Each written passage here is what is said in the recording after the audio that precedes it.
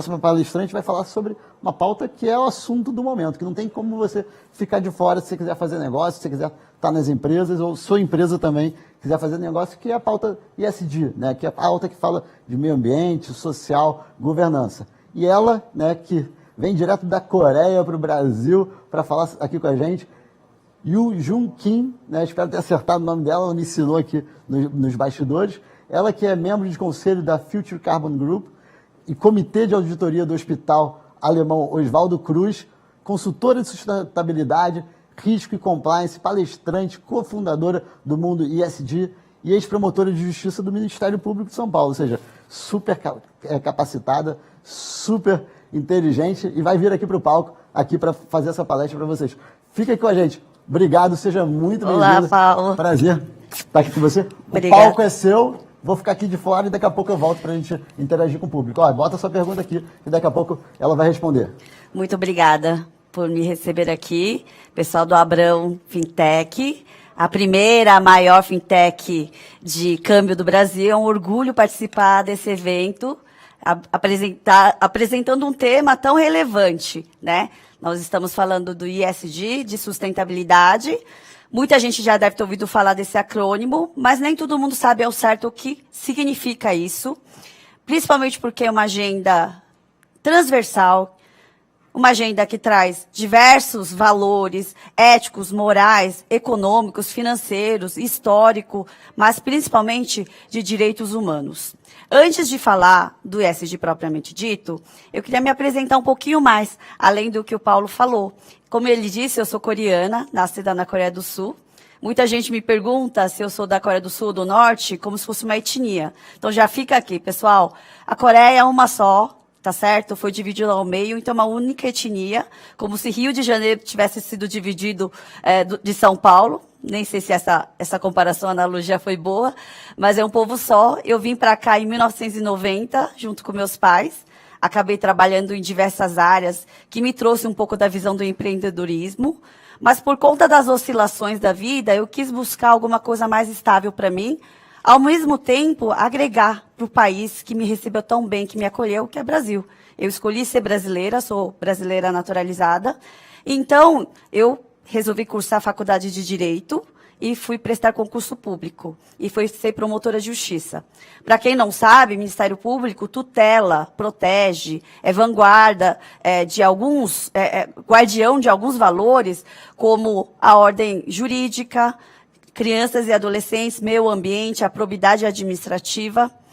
E nesse meio acabei entendendo que eu precisava proteger os vulneráveis. Depois de 16 anos trabalhando, muitas vezes na área criminal, eu percebi que, além de perseguir alguma coisa já materializada, que já aconteceu, eu queria buscar um pouco mais, trabalhar preventivamente. Então, deixar esse lado repressivo de algo que já aconteceu no passado, que obviamente é importante responsabilizar, mas eu queria muito buscar colocar meu conhecimento, meu capital intelectual para agregar valor ao Brasil e, de forma preventiva, orientar as pessoas a trilharem um caminho melhor e a criar um mundo melhor. E assim surge saneamento básico na minha vida.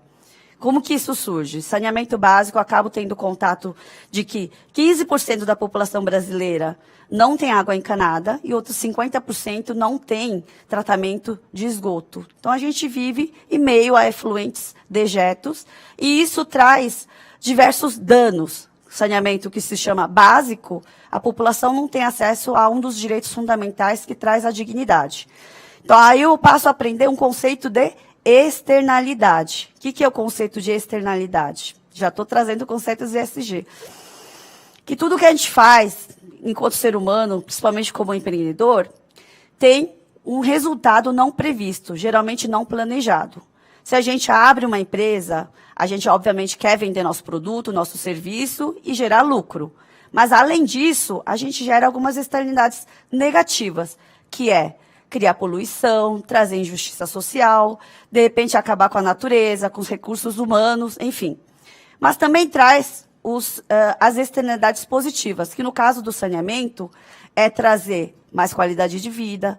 Para cada $1 investido em saneamento básico, são $4 economizados em saúde pública relacionada à doença gastrointestinal. É trazer valorização imobiliária para uma área que está sendo atendida corretamente em termos de serviço de saneamento. Então, passo a entender que tudo que a gente faz gera uma externalidade. Então, eu deixo também a área do saneamento, onde eu atuei como diretora jurídica e diretora de compliance, e eu passo a estudar um pouco mais sobre a licença social para operar e sobre ESG e sobre sustentabilidade. Então, essa é um pouco da minha história, da coreana que saiu lá de Seul, pequenininha, veio sem saber falar um A em português, passou num concurso público e agora está trabalhando na área de sustentabilidade, ajudando as empresas a trilhar um caminho melhor, para serem uma boa empresa para o mundo, mais sustentáveis, mais resilientes. Dito isso, eu queria convidar vocês hoje a desaprender um pouco o que já sabemos e desligar para a gente se reconectar. Obviamente que quando a gente fala de sustentabilidade e ESG, que aqui eu estou usando os dois termos de forma intercambial, como se fossem sinônimos, e para quem já está torcendo o nariz falando assim, não são exatamente sinônimos, aqui é uma Live Finance, um workshop para a gente trocar ideias, então vou usar de forma sinônima, mas significa que são temas que, apesar de serem ditos nesse momento, muito atuais, são temas muito antigos. O que eu quero dizer? Paulo, ao introduzir, falou assim, se você quer saber, você quer empreender, você precisa entender de ESG? Sim, tudo bem, mas a sustentabilidade é um termo muito antigo. O que ESG te trouxe de diferente? E por que agora? Então, são 3 perguntas que eu vou me propor a responder para vocês hoje, nessa 1 hora de conversa que nós estamos tendo aqui. O que é sustentabilidade ou o que é ESG? Por que tanto se fala em sustentabilidade e em ESG? E por que nesse momento? Por que agora? Por que em 2023 esse termo está tão em voga? Para começar do começo, vamos falar primeiro das origens. Sustentabilidade, a palavra sustentar, vem de latim e significa sustentar, defender, favorecer, apoiar, conservar e cuidar. Então, são diversos os temas. E a gente acaba relacionando muito com a natureza, com o meio ambiente, com o ecossistema. Mas eu queria convidar todos aqui a abrir um pouco mais as mentes, para a gente ser um pouco mais holístico, entender que nós, seres humanos, fazemos parte da natureza. Então, para entender um ESG atual, uma sustentabilidade empresarial atual, é nunca perder de vista, que não importa se a gente está falando de negócios, de dinheiro ou do meio ambiente. Centro de tudo isso são as pessoas. Então, vamos ao acrônimo. ESG. Perdoe o anglicanismo, mas o termo surgiu numa língua inglesa. Então, E significa environment, que é meio ambiente. O S significa social, que é de social. E G significa governance, que é de governança corporativa. As 2 primeiras palavras são um pouco mais intuitivas. Quando a gente fala do meio ambiente, a gente já remete a ecossistema, água, fotossíntese, florestas, rios, oceanos. Social, a gente se debruça sobre preocupações sociais, as injustiças sociais, as diferenças, a questão da diversidade, da inclusão, as diferenças entre as pessoas e a necessidade de torná-las iguais e equânimes. A governança corporativa talvez seja um termo mais técnico, mais corporativo, mas que nós vamos enfrentar oportunamente mais para frente. Antes de falar mais um pouco da ESG, eu quero contextualizar por que o ESG está tão em voga. E aí, a gente precisa regredir um pouco no tempo e falar um pouco sobre capitalismo.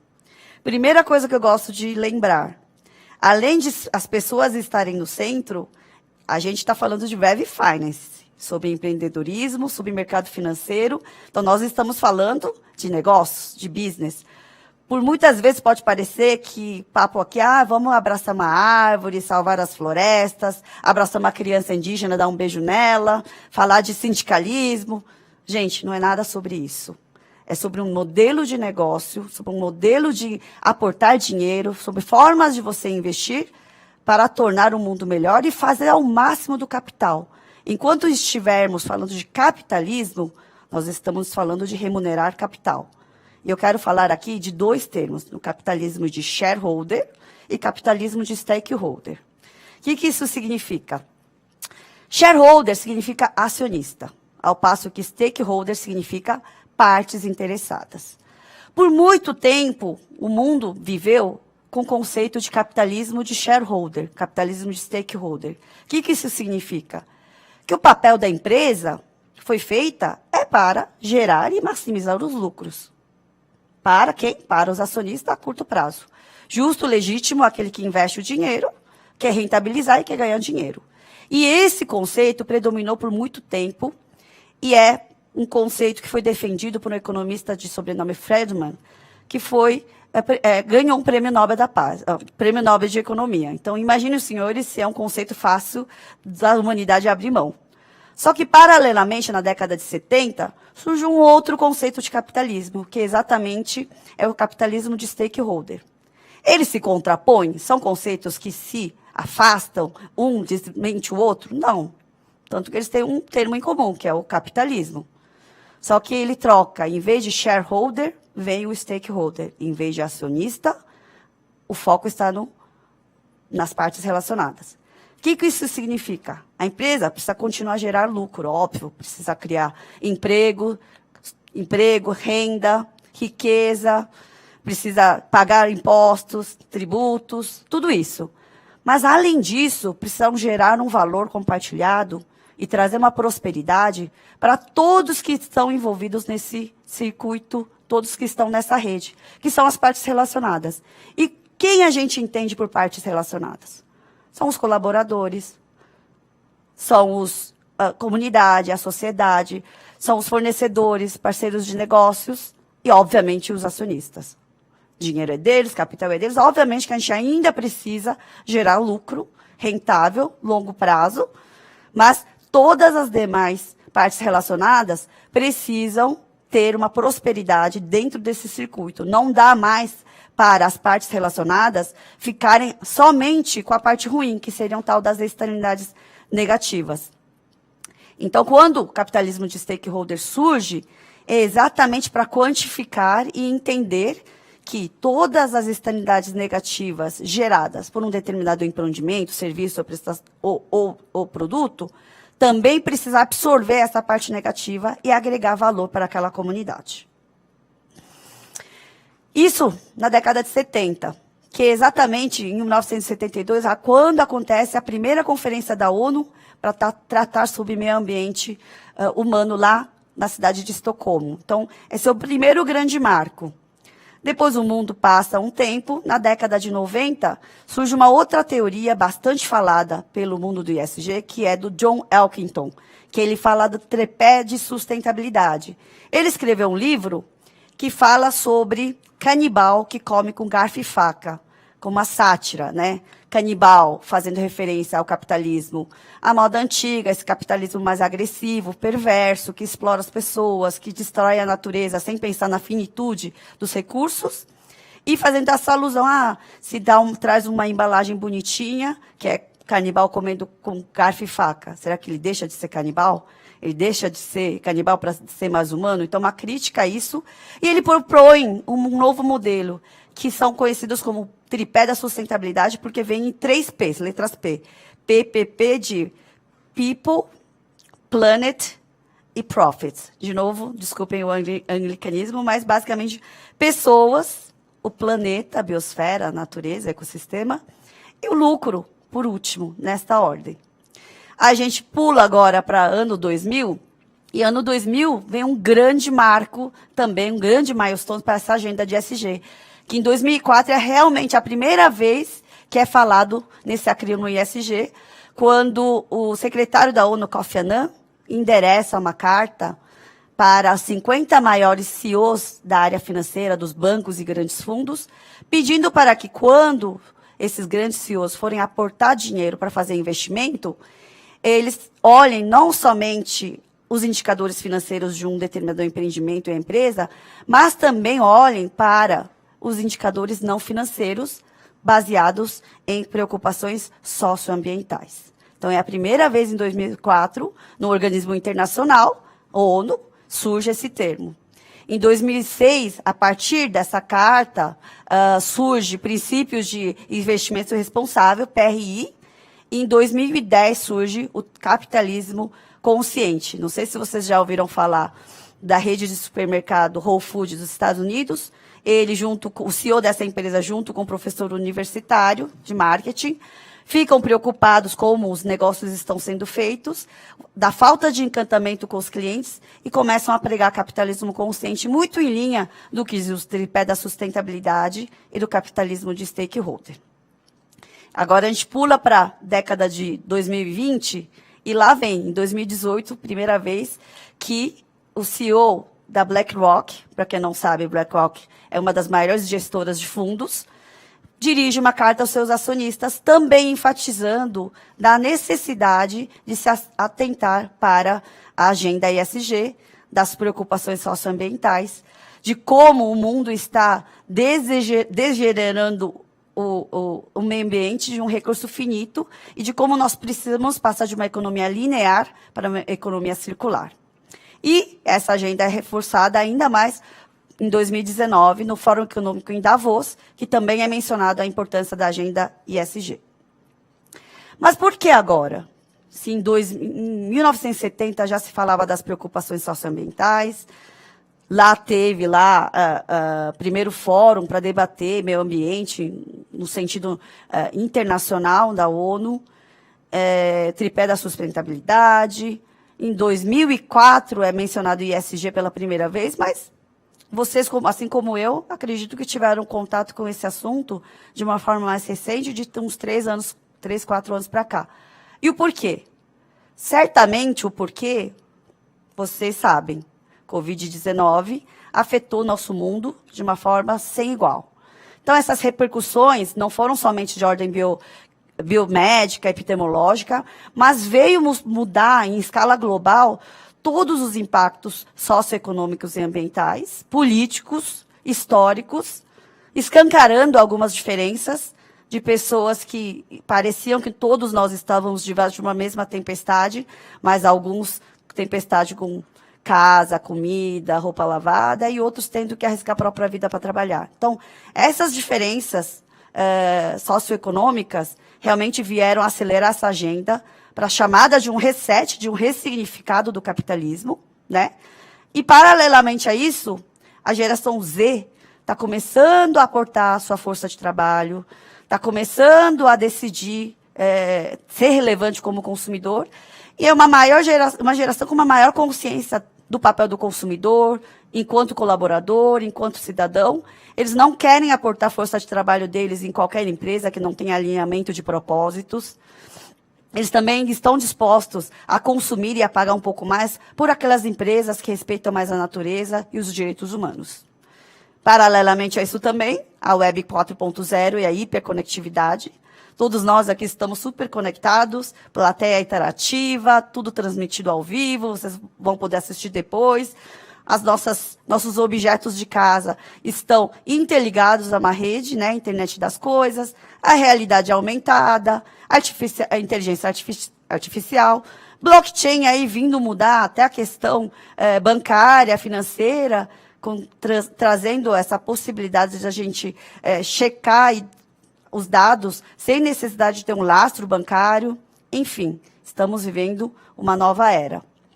Paralelamente também a tudo isso, eventos climáticos extremos. Há mais de 30 anos fala-se de que a Terra está esquentando, que a Terra está adoecendo, nós estamos presenciando grandes fogos consumindo florestas. Nós acabamos de ver aqui em São Paulo uma praia inteira, as estradas, as pessoas morrendo soterradas por conta de chuvas fortes. Então, essa crescente frequência de intensidade desses eventos também mostra efetivamente que alguma coisa precisa ser feita, porque nós estamos destruindo a nossa natureza de uma forma que ela pode alcançar um ponto de não retorno. Esse point of no return, o que significa? O ser humano está retirando tanto da natureza os recursos, que são, sim, renováveis, regenerativas, mas a intensidade e a velocidade com que se retira, e a intensidade e a velocidade e a quantidade que a gente devolve, a gente descarta na natureza, não está permitindo à natureza, por força própria, se regenerar. E juntando tudo isso, a gente passa um pouco a entender por que agora esse assunto está explodindo dessa forma exponencial. Porque se na década de 90 tinha surgido o termo VUCA, é um outro acrônimo, tá? Em inglês. V-U-C-A. V de volátil, U é de uncertain, que é de incerteza, de incerto, C de complexo, A de ambíguo. Esse termo, esse acrônimo, surge pós-Guerra Fria para, dentro de uma questão militar, tentar entender como que a sociedade estava reagindo. E até então, até pré-Covid, nós estávamos vivendo bem, entendendo que nós estávamos enfrentando um mundo volátil, absolutamente incerto, complexo de entender e, por vezes, com informações ambíguas. Mas não bastasse, pós-pandemia, nós passamos a também viver um mundo bunny. Bunny significa o quê? B de brittle, que é de frágil, A de ansioso, N de não linear e de incompreensível. E, novamente, são conceitos que não se excluem, são conceitos que se empilham. Se, num lado, são comportamentos sociais que VUCA tentava entender e explicar, bunny é um pouco do comportamento psicológico social, de um mundo extremamente fragilizado, que nos causa ansiedade porque a gente não entende, da não linearidade, trazendo a ideia de achatamento, então planejamento a longo prazo, tudo minimamente desenhado, aquilo não funciona mais, porque o que é verdade hoje, amanhã não será mais, daqui a algumas horas pode não ser mais a verdade, isso trazendo uma absoluta incompreensão do mundo que nós estamos vivendo. Se a gente mistura tudo isso numa caldeira, mostra por que nós estamos tão ansiosos em entender a agenda ESG. Nós, pessoas físicas, enquanto colaboradores, trabalhadores, nós, pessoas físicas, enquanto consumidores, pequenos investidores, mas principalmente no CNPJ, enquanto empresa. Imagina se a gente mal dá conta da nossa vida pessoal, que são tantos os pratos, né, que o chinês precisa girar para fazer o dia passar. Imagina você como um empresário, como um empreendedor, como um CEO de uma grande empresa, como entender o futuro do consumo, como entender o futuro da cadeia de suprimento, como manter a sua empresa resiliente e relevante. Então, o ESG é uma forma de você entender esse mundo, trazer esses valores para dentro da sua empresa, internalizar como modelo operacional, como estratégia de negócio, para que você possa prosperar e ter uma cadeia resiliente. Desenvolvimento sustentável foi definido em 1987, lá pela ONU, Organização das Nações Unidas, e diz o seguinte: desenvolvimento sustentável é o desenvolvimento que permite satisfazer as necessidades presentes sem comprometer a capacidade de gerações futuras de satisfazerem suas próprias necessidades. Parece muito óbvio, parece muito simples, mas será isso que a humanidade está fazendo? Infelizmente, a humanidade não está dando conta da sua lição de casa. Tanto assim que a mesma ONU, também em 2015, estabeleceu 17 objetivos. São chamados de Objetivos de Desenvolvimento Sustentável, a ser alcançado em 2030, que foram assinados, né, são 193 países signatários desses objetivos, para investir, financiar. E quais são esses objetivos? Não sei se vocês já tiveram curiosidade de ver, mas são objetivos absolutamente básicos para a dignidade da vida humana. Então, o objetivo número 1, por exemplo, é a erradicação da pobreza. A 2 é a fome zero e a agricultura sustentável. Olha a palavra sustentável aparecendo. A 3 fala sobre saúde e bem-estar. A 4 fala sobre educação de qualidade. 5, igualdade de gênero. Estamos falando tanto de igualdade de gênero, né? Agora, precisamos ter mulheres, LGBTQI+, outras minorias representadas não somente na empresa, mas também na tomada de decisão, numa cadeia onde eles podem efetivamente influenciar, trazendo visão diversa. 6, eu estava falando no início da nossa fala, água potável e saneamento. Infelizmente, ainda, os números são alarmantes. 50% dos dejetos, dos efluentes, são devolvidos in natura, em nossos corpos hídricos, sejam rios, oceanos, e basicamente isso volta para a gente. Como? Em forma de doença, pandemia, Isso diminui, reduz a idade útil, isso reduz força de trabalho, as crianças faltam na escola. Então, olha como é um círculo vicioso que a gente precisa quebrar. ODS, né, Objetivo de Desenvolvimento Sustentável número 7, fala de energia limpa e acessível. Os seres humanos embasaram a sua economia na energia fóssil, petróleo, diesel, gasolina, que libera dióxido de carbono no ar, metano no ar. Nós estamos tendo esse aumento de temperatura e eventos climáticos extremos muito por conta do aquecimento global. E nós temos o objetivo de reduzir as nossas emissões até 2030 pela metade e até 2050 passar para a economia de baixo carbono, de net zero, onde a gente não mais emite carbono no ar. E, infelizmente, nós estamos muito longe de alcançar esse compromisso assumido publicamente e internacionalmente. ODS número 8 fala de trabalho decente e crescimento econômico. A gente precisa ensinar as pessoas a trabalharem, mas também a gente precisa ensinar as pessoas a contratarem, a entender que quando a gente remunera corretamente, dignamente os nossos colaboradores, eles serão melhores consumidores, eles aportarão melhor força de trabalho, eles vão ascender socialmente e eles vão conseguir criar um círculo virtuoso. ODS número 9, indústria, inovação, infraestrutura. Nosso país precisa crescer para poder abarcar toda essa gente de brasileiros, que temos 8 bilhões de pessoas no mundo, mais de 200 milhões aqui no Brasil, precisa de infraestrutura para acolher todas essas pessoas. Número 10, ODS número 10 fala de redução das desigualdades. Aonde? Entre as nações, entre os países, entre as cidades, entre as empresas, entre as pessoas, ser humano mais equânime, uma sociedade mais justa e igualitária. ODS número 11, cidades e comunidades sustentáveis. De novo, a palavra sustentável aparecendo. E é cidades e comunidades. Todos nós fazemos parte de uma comunidade, a gente precisa também entender nosso papel no mundo. ODS número 12, consumo e produções responsáveis. Responsável, sustentável, entenda-se. ODS número 13, ação contra a mudança climática. Tudo assunto que a gente já perpassou de alguma forma.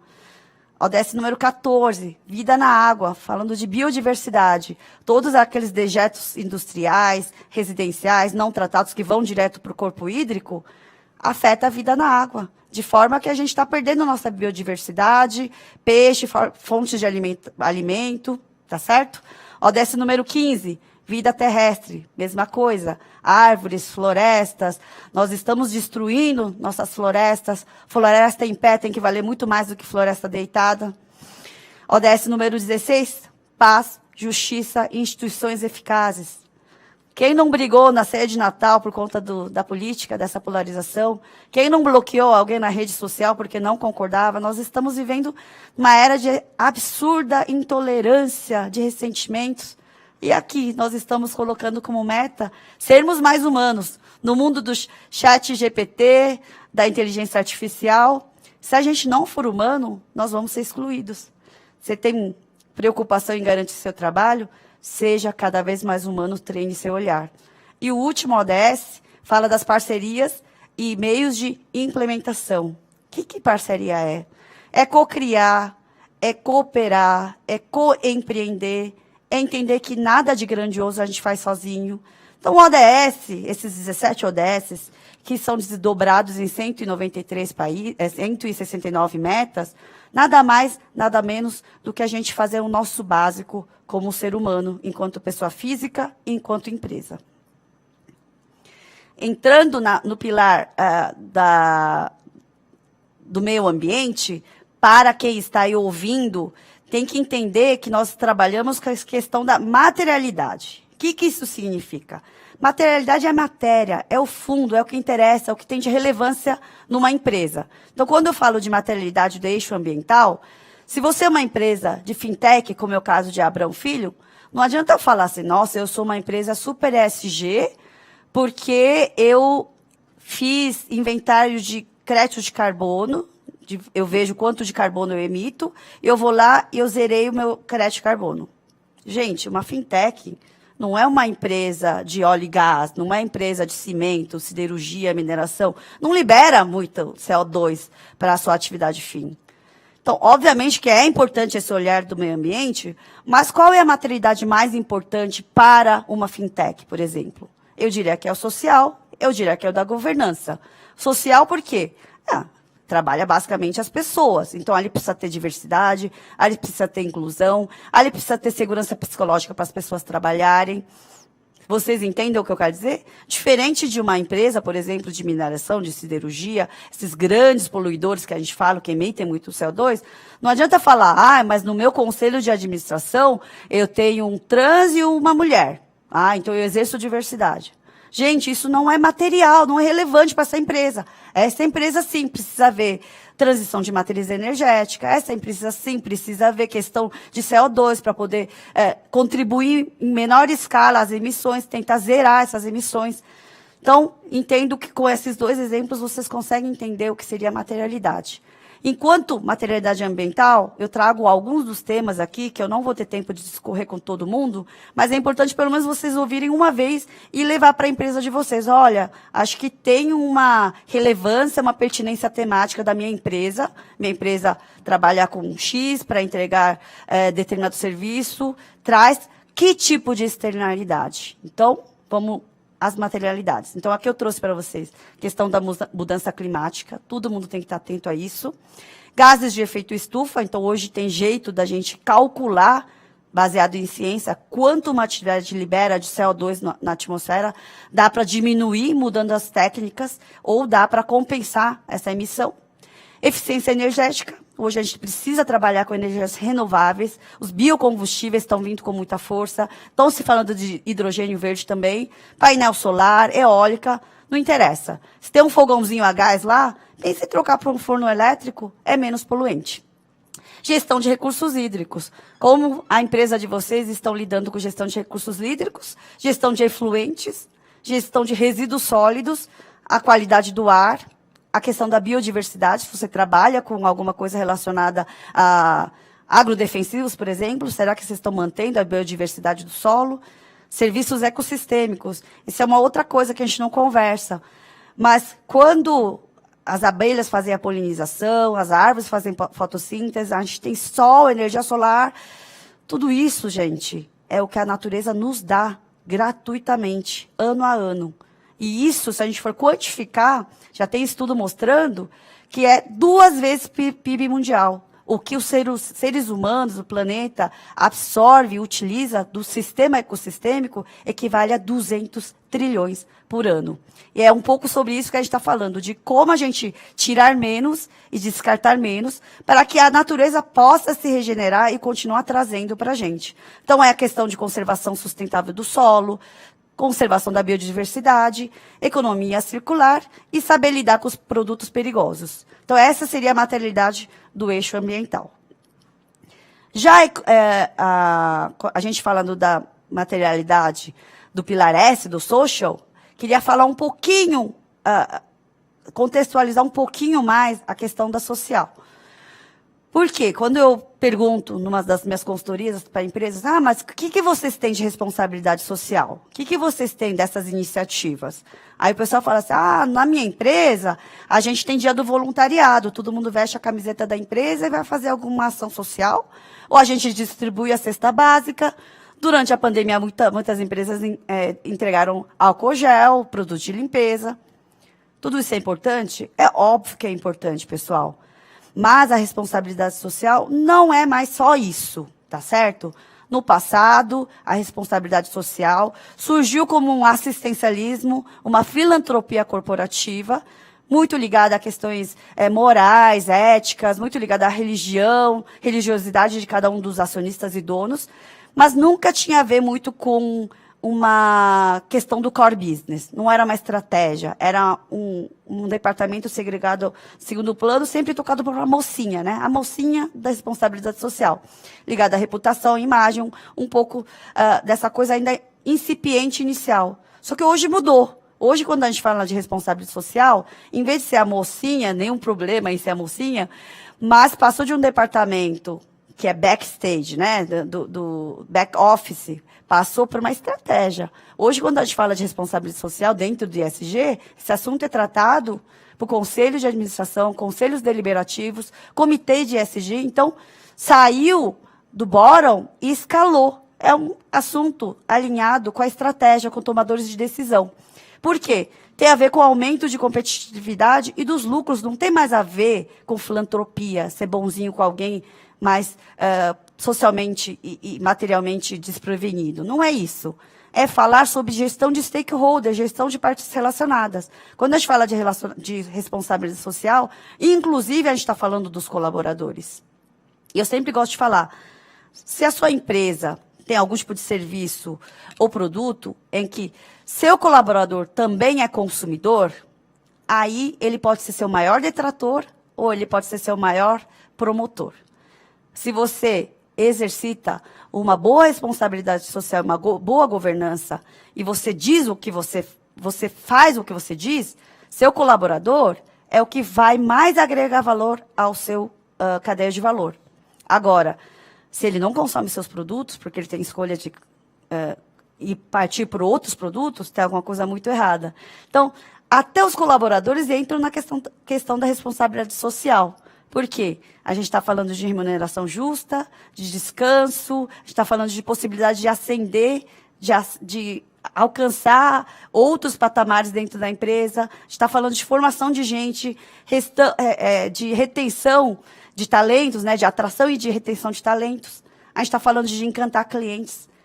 A gente está falando de fornecedores, que eu gosto de chamar mais de parceiros de negócio, para trazer a ideia de que não adianta eu querer ser mais rentável, pagando mais barato na matéria-prima, pagando menos num serviço, achando que isso vai trazer uma margem de lucro maior.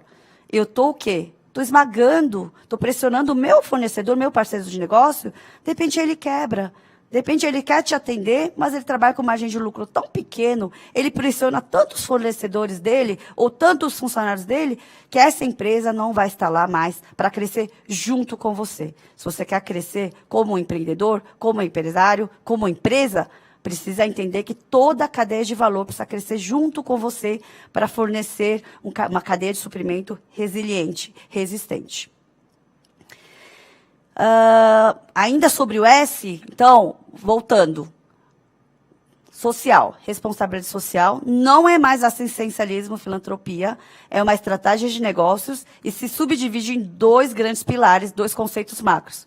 De um lado, o capital humano, que nós estamos falando, basicamente capital humano interno, de como precisamos cuidar das nossas pessoas, dos nossos colaboradores, de como é eles que vão tocar o negócio, e a questão da justiça social, que está falando de você trazer e levar prosperidade para a comunidade local. Se ainda a sua empresa não tem maturidade suficiente para desenvolver todos os dois pilares, eu sempre falo, olhem para os seus. Vamos olhar para o capital humano, para casa, para dentro, vamos fazer a lição de casa dentro, porque isso também tem uma capacidade de gerar um círculo virtuoso, de uma família mais próspera, que cria melhor seus filhos, e que esses filhos podem também colaborar com a sua empresa, como sendo uma futura geração de empreendedores, de funcionários. Então, na materialidade do eixo social, assim como eu fiz com a materialidade do meio ambiente, vou trazer alguns itens que vocês podem trabalhar na empresa de vocês, tá? De novo, se tiver que priorizar alguma coisa, sempre priorizar no interno. Então, diálogo e engajamento das partes interessadas. Com todos eles, precisa ter uma escuta verdadeira, genuína e ativa. Combate ao trabalho forçado e compulsório. Isso afeta, inclusive, na questão de compliance. Se você trabalhar com algum fornecedor, parceiro de negócio, que usa de mão de obra forçada, compulsória, mão de obra análoga à escrava, e explora a mão de obra infantil, você vai ter problema de compliance. Então, é uma questão que você precisa olhar. Combate a trabalho infantil, como já dito. Questão de promover diversidade, equidade e inclusão. Pessoas, não adianta contratar pessoas de pretas e pardas e deixá-las excluídas. Não adianta contratar mulher para fazer bonito, falando que tem mulher lá em cima, se ela não tem espaço para falar. Não adianta contratar PCD, pessoa com deficiência, se essa pessoa não tem condição de efetivamente entregar o seu serviço. Lembrando que o gestor, o bom gestor, arranca de melhor de cada um.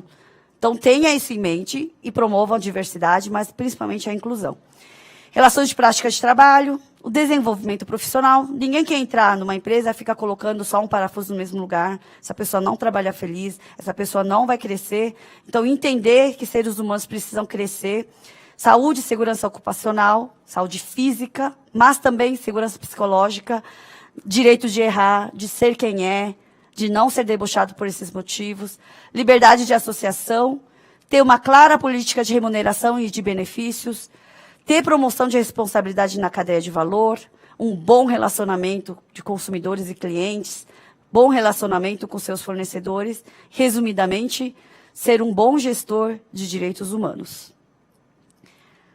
Vamos passando para a última fase, falando da governança. Eu sei que é um tema chato, mais árido, é um tema mais técnico. Eu sinto, como eu já disse, é mais intuitivo quando a gente fala do meio ambiente e de social, na governança nem tanto. Então, eu trouxe um conceito, existem vários, tá? É um tema que ainda está sendo pavimentado, construído, não tem uma única verdade. A depender da jurisdição, a depender dos países, o conceito altera. Mas, para trazer um conceito que possa servir para todos que nos assistem, governança corporativa significa o sistema pelo qual as empresas são dirigidas e controladas. Em outras palavras, é um sistema, um conjunto de regras em que uma empresa se baseia para tomada de suas decisões e a forma como ela se apresenta para o mundo. Não é porque o negócio é privado, capital é privado, que você pode fazer qualquer coisa. Como a gente viu, as empresas causam externalidades e afetam a vida de uma infinidade de pessoas em último plano do próprio planeta. Então, elas precisam ter regras claras. Quanto mais robustas, claras e bem declaradas e bem anunciadas essas regras, maior é a sua governança. Quanto menos, menor a sua governança. Não existe o certo e errado no limite, né? Existem as boas práticas de governança e existem aquelas que não são boas, né? As péssimas seriam as que contrariam a lei, essas não podem prevalecer, mas entre o errado e o certo existem 50 formas de se fazer. Qual que é a proposta hoje? É você não ficar só no quadradinho do certo. Quando a gente fala de compliance, que vem do verbo estar em conformidade, a gente quer dizer que faz tudo dentro da legalidade. Mas dá para ir além. Além de fazer dentro da legalidade, dá para fazer o melhor para o mundo, dá para fazer ser a melhor empresa do mundo em termos de governança. A governança tem alguns elementos. Quais são esses elementos? Primeiro de tudo é a estrutura. Então, quando eu monto uma empresa, principalmente as empresas maiores, forma de SA, tem lá conselho fiscal, tem os comitês temáticos, tem toda uma parte de administração, tem CEO, tem CFO, tem jurídico, tem o compliance. Se tiver controle interno, não pode estar junto com o compliance porque conflita. Tem parte de TI, cyber, recursos humanos. Toda essa estrutura organizacional, organograma de uma empresa, é a base, é o elementar de um sistema de governança. E abaixo disso, né, de saber cada caixinha quem faz o quê, um conjunto de processos e procedimentos. Eu tenho certeza que na sua empresa, para conseguir comprar uma máquina que seja, uma iluminação que seja, tem todo um procedimento de tomada de preço, competição, para onde passa, quem é decisor, quem é que aprova, quem paga. Então, esse é um dos processos e procedimentos para a tomada de decisão e definição de autoridades e responsabilidades. Então, esses são os elementos de uma governança corporativa. Mas qual é o objetivo dessa governança? Como eu disse, quanto mais robusto, mais claro, mais bem definido a governança, maior é a sua governança, certo? E por que as empresas gastam tempo e dinheiro, alocam pessoas para ter uma boa governança? Para buscar eficiência, para ter bom acesso ao capital. Vamos lá, pessoal. Para vocês emprestarem dinheiro para alguém, você prefere emprestar para alguém que tem fama de mal pagador ou alguém que é ponta firme, honesto, correto, bem organizado, que está com vida financeira em dia? É sobre isso. Então, se a gente quer atrair capital, ter acesso ao capital, principalmente de forma com lucros, com juros menores, a gente precisa ter uma boa governança. É uma forma de mitigar riscos, porque se eu sei dos meus processos e procedimentos e quem vai fazer alguma coisa, já sei de antemão o que pode dar errado, o que pode não dar errado, e mapear isso e antecipar os movimentos. Como gestor, tenho certeza que você prefere lidar com gestão de riscos do que com risco materializado, né? Que já é uma gestão de crise muito mais difícil de lidar. Proteger contra a má administração. Hoje, muitas vezes, dono do capital não é quem gere, tá certo? Então, tem um conflito aí de agenda, que os acionistas nem sempre participam da administração, tá certo? E nem todos os gestores estão bem intencionados. Então, podem criar regras para sua remuneração estar super bem, mesmo a empresa performando mal, o que é contra a agenda ESG. Então, para evitar esse tipo de má gestão, a gente também se vale da boa governança. E, principalmente, é onde a gente reforça e catalisa os propósitos e princípios, a missão e a visão da empresa, para proporcionar um sucesso de longo tempo, de prosperidade, de longevidade de uma empresa. A boa governança corporativa, segundo a OCDE, é aquela que ajuda a construir um ambiente de confiança, transparência, responsabilidade necessária para promover o quê? Investimento de longo prazo, estabilidade financeira e integridade empresarial. E tudo isso gera o quê? Um crescimento mais forte e uma sociedade mais inclusiva. No fim, a governança é a catalisadora da agenda do meio ambiente, é a catalisadora da agenda social, da responsabilidade social. Sem a governança, sem as regras claras, sem a ética, sem a transparência, sem essa comunicação, não tem qualquer uma das duas agendas que possa prosperar. Então, eu gosto de explicar a governança da seguinte forma. Depois desse conceitual todo, eu vou tentar explicar da seguinte forma. Primeira governança é a estrutural. É realmente montar a sua empresa em cima de diferentes papéis, órgãos. Segunda governança é a de comunicação. É quando você vai ao mercado e você diz, eu sou empresa X, eu tenho tais estruturas e opero desse jeito. Até aqui, todo mundo me acompanha. E a terceira governança é a material. É a que eu efetivamente pratico o que eu digo que eu faço. Por quê? Muitas vezes eu posso ter o conselho, mas esse conselho é apenas para o inglês ver. Eu digo que faço uma determinada coisa, mas é tudo só relatório, que é o que a gente chama de greenwashing, social washing e ESG washing, no sentido de que criminosos no passado lavavam seus dinheiros, né, nesse sentido washing. Agora, todas as declarações sem acompanhamento de fundo, sem uma estratégia, a gente está chamando de washing. Então, a governança é o que vai te trazer a confiança do mercado para poder gerar indicadores, para poder mostrar serviço que já foi feito. Uma vez feito, obviamente que você precisa se posicionar no mercado para atrair investimento, a juros mais baixos, para atrair consumidores, para atrair talentos e reter talentos e crescer como uma empresa. O tema é absolutamente novo, ainda em pavimentação, ainda em construção, é holístico, é transversal. Eu não tinha pretensão nenhuma aqui de esgotar, trouxe só um pouquinho da minha visão do que é ESG, para vocês entenderem que vocês também precisam ajudar a construir essa agenda de uma forma certa, clara, objetiva.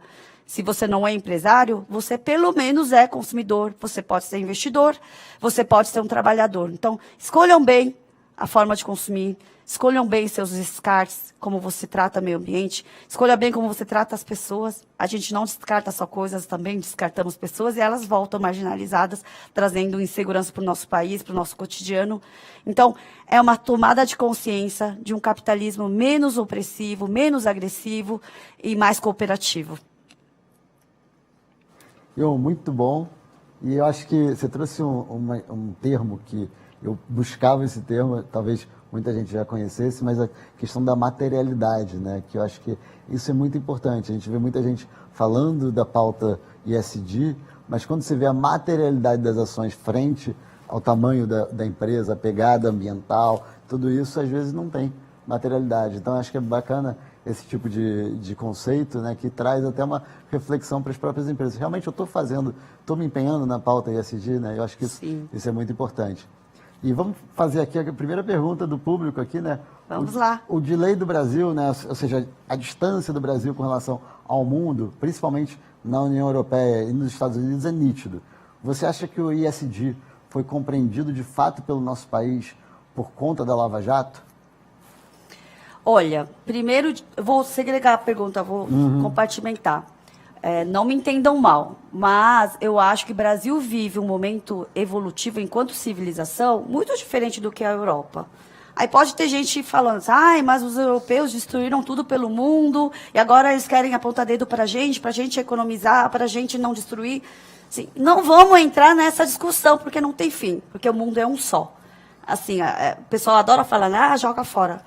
Onde é fora? Não tem fora, gente. É um povo só, no fundo, é um único mundo. A gente não adianta, é igual deitar e cuspir que vai cair na nossa cara. Então, nesse aspecto, eu acho que a Europa já está num outro momento evolutivo, de consumo, de uma outra consciência. Então, em alguns pontos nós estamos atrasados, mas ao revés, a gente é muito mais avançado em outros termos. Por exemplo, nós temos maior potência de biodiversidade, nós precisamos saber cuidar. Nossa matriz energética é muito mais limpa, né? A gente trabalha muito em cima de biocombustíveis, né? A base, questão das hidrelétricas. Nós temos essa vantagem competitiva, vamos assim dizer. Agora, em relação à Lava Jato, se eu for trazer, não dos 3 pilares, mas na questão da governança, acredito que sim. Lava Jato teve lá seus excessos, também sem entrar nessa questão muito polêmica, né, difícil. Já tem aí 10 anos, ontem comemorou-se 10 anos da lei anticorrupção, estamos na semana de comemoração dessa pauta anticorrupção. Quero crer que trouxe coisas positivas, no sentido de alertar que, se você não cuida pelo amor, vem pela dor. E Lava Jato foi uma governança pela dor, de compliance, de anticorrupção, de lavagem de dinheiro. Então, acredito sim que foi uma aceleradora da não mudou só ESG. o público, né? Mudou o privado também. Com As certeza. empresas se adaptaram, né? A próxima pergunta fala o seguinte, ó, sendo o ISD um acrônimo novo, como podemos equalizar os KPIs, né? Então, só para explicar, quem não conhece, né? ESG já foi muito bem explicado. KPIs são os Key Performance Indicators, os indicadores chaves de performance que as empresas usam, né? Então, como atualizá-los baseados nessa nova definição? Muito bem. Esse é o grande quê da questão, porque enquanto as empresas lidavam com dinheiro, né, palpável, indicadores financeiros, sempre foi muito mais fácil você olhar o bottom line lá, falar do lucro líquido, falar do EBITDA, falar de tudo isso, era muito mais fácil de quantificar. Mas hoje já existem mais de 55 frameworks internacionais mostrando como se faz esses KPIs, de protocolos diferentes, desde a emissão de carbono até questão social, nossos reguladores, né, autorregulador, CVM, Banco Central, estão trazendo algumas linhas de governança também para a gente poder seguir, né? Então, existe sim formas de você equalizar os KPIs hoje. Legal. A próxima pergunta fala do contraponto, ou se há, de fato, um contraponto entre a agenda ESG das empresas, das organizações e dos governos, né? Se pode haver algum conflito entre isso. Acredito que não, Paulo. Como eu falei, ODS, né, o Objetivo de Desenvolvimento Sustentável 17, fala principalmente das parcerias para a implementação. O que o mundo não aguenta mais? O mundo não aguenta mais é discurso, é summit, é palestra, mas ninguém faz, é ação, call to action. Então, assim, é a era da implementação, de somar as forças, de cooperar. Tanto que, assim, os objetivos são os mesmos. Os 17 objetivos são para a humanidade. Quem lidera? O organismo internacional e os governos. Mas quem coopera? São as grandes empresas, que a gente não pode negar, né? Que tem empresa que tem mais número de funcionários do que cidades e arrecada mais do que imposto. Então, essa força motora da empresa de trazer transformação social é muito grande e tem que estar alinhado com o governo. Legal. Assim, a gente está falando muito aqui de empresas que estão se adequando à governança, ao ISD, que se preocupam com isso. Mas a próxima pergunta fala de uma empresa que não tem diretriz de governança e ela não é responsável, né, no sentido de ela não se preocupar com isso. E como é que você responsabiliza ela pelos danos que ela causa numa comunidade ou até mesmo no meio ambiente, né? Existe um canal de denúncia, por exemplo? Essa é a próxima pergunta. Existem os órgãos que cuidam, diferentes órgãos, a depender se ela for uma empresa listada na Bolsa de Valores. Eu acho que quem ela mais teme enquanto regulador é a CVM. Mas se ela for uma empresa menor, tem o Ministério Público, tem a Polícia Ambiental, tem a questão dos sindicatos que podem ajudar a fomentar as agendas. Agendas são várias, né? Mas enquanto não despertar consciência própria interna, eu acho que são problemas difíceis de resolver. Vai depender muito do tema, né? Pode ser desde o Ministério Público, a polícia, Exatamente. Depende do que vai acontecer, né? Vigilância sanitária, Exatamente. Tudo isso.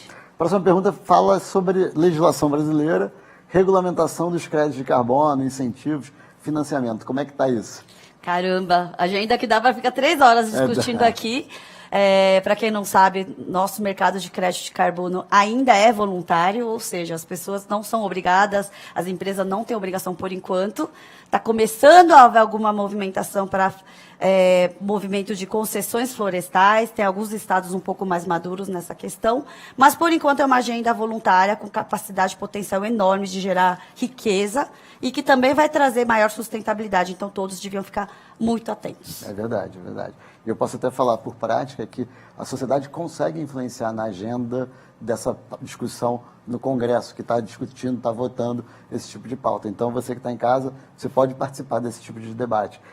Próxima pergunta é como ser convincente ou mais convincente em fazer com que a sua empresa, né, a empresa de quem está perguntando, abra os olhos para a pauta ESG e também ele complementa a pergunta, são duas perguntas diferentes, né, falando, tá, e ele como pessoa, ou ela como pessoa, como é que ela adota a prática ESG na pessoa física, né? Algumas agendas empresariais ou vêm pelo amor, que é convencimento dos tomadores de decisão, ou é pela dor.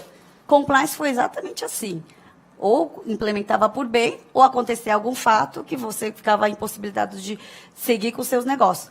ESG é a mesma coisa. Enquanto você adota voluntariamente, ou quanto antes, é uma forma de agregar num modelo de negócio, uma estratégia e mapeamento de risco.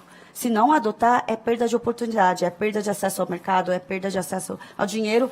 Quando os tomadores de decisão entenderem que é uma agenda financeira, eu acho que vai ficar mais fácil de implementar o ESG. E, enquanto pessoa, como eu já disse, ser um bom consumidor, tentar entender quais as empresas você está dando chances, para quem você está dando seu dinheiro enquanto investidor, e, como força de trabalho, capital intelectual, para que tipo de empresa você quer alinhar seus propósitos e aportar sua força de trabalho. Legal.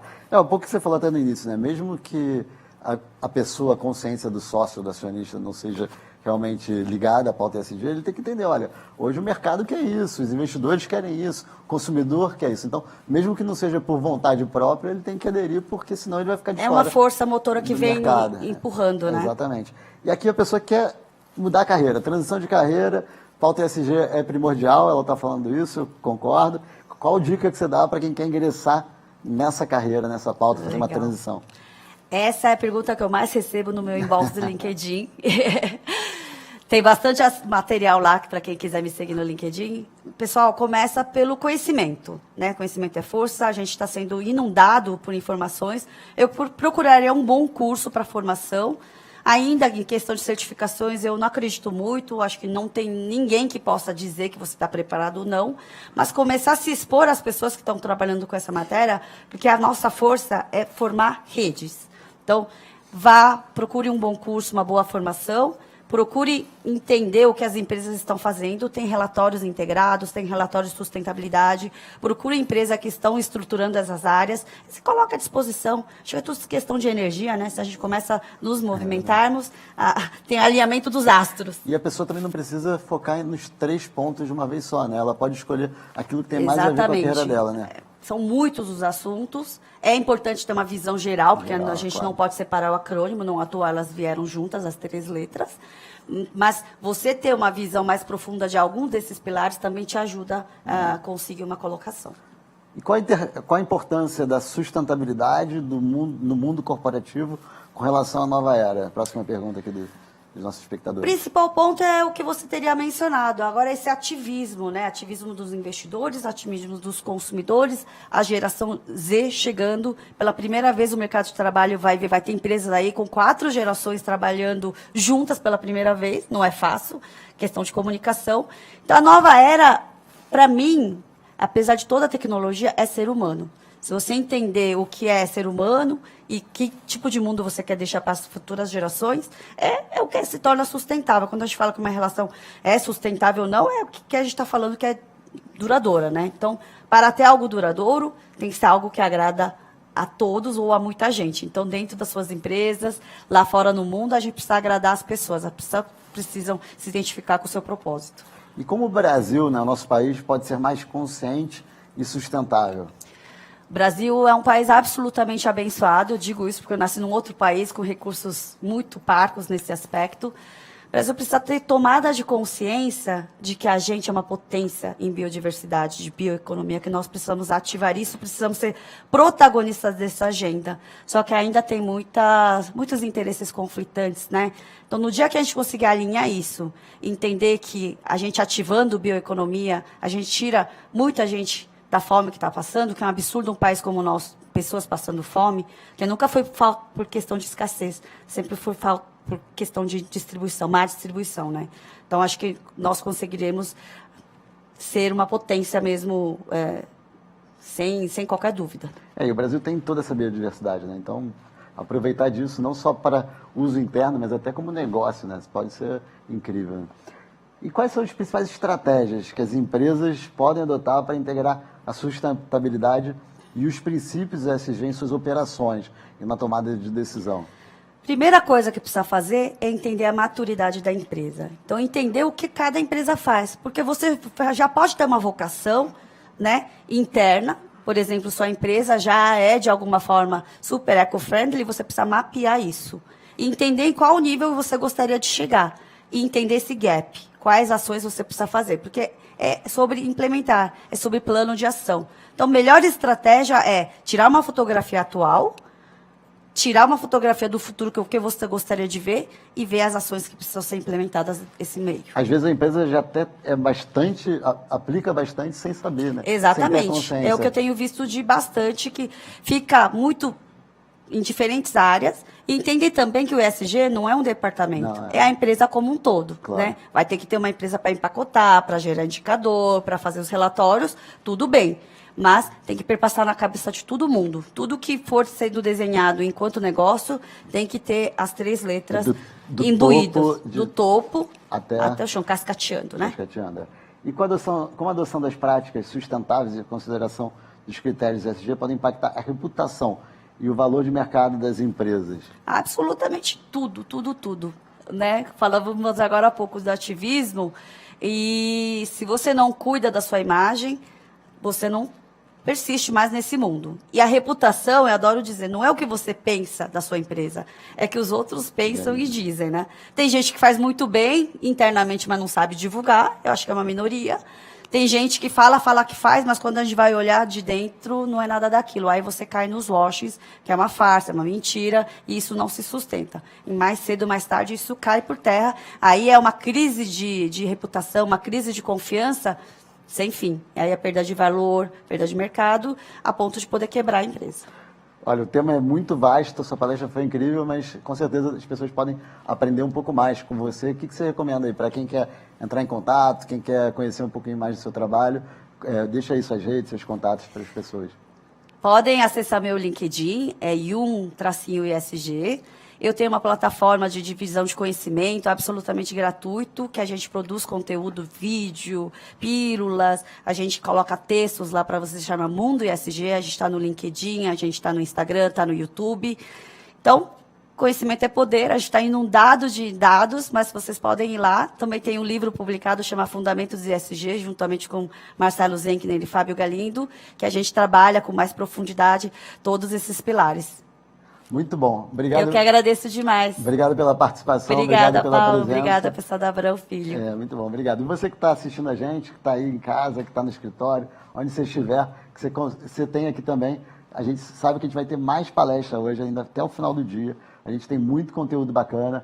A gente tem muita gente boa para apresentar aqui. A gente vai para um breve intervalo, rapidinho. Você tem tempo aí de tomar um café, almoçar também, né?